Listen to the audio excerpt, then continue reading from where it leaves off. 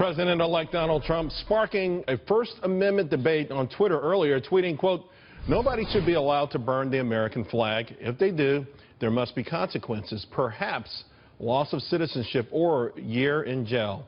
This unfolding amid a recent spate of protests, both for and against the flag. Burning the flag, of course, for now is protected under the Constitution. And it does have all of us wondering now, how will Donald Trump balance the populist movement with the Constitution and also perhaps its ability to change the dynamics of the Constitution via the Supreme Court, or at least the interpretation? Joining us now, former Governor Jan Brewer, Mike Baker, and Eugene Volokh. Eugene, let me start with you.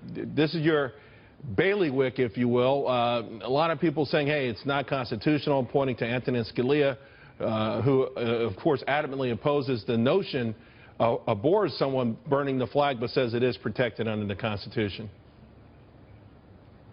That's right. The Supreme Court back in 1989 and 1990 held that burning a flag is symbolic expression that's protected by the First Amendment.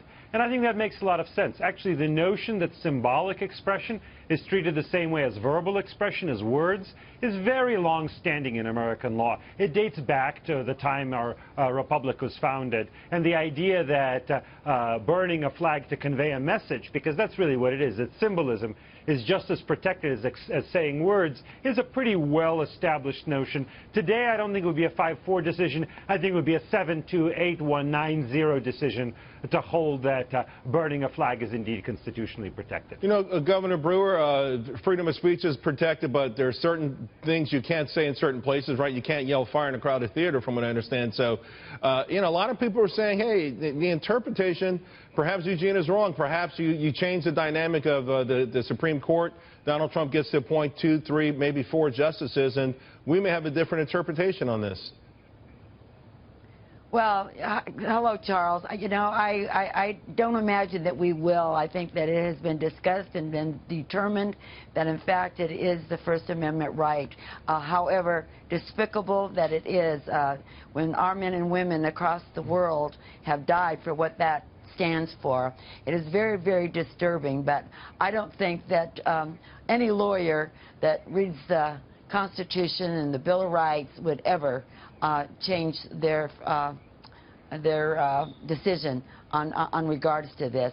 I think it's interesting that something could maybe possibly be done, because it's a symbol that belongs to all of us. The flag belongs to all of us, and they're abusing it. It seems like something could be done, but I think that too that it is what it is. That it's the First Amendment right.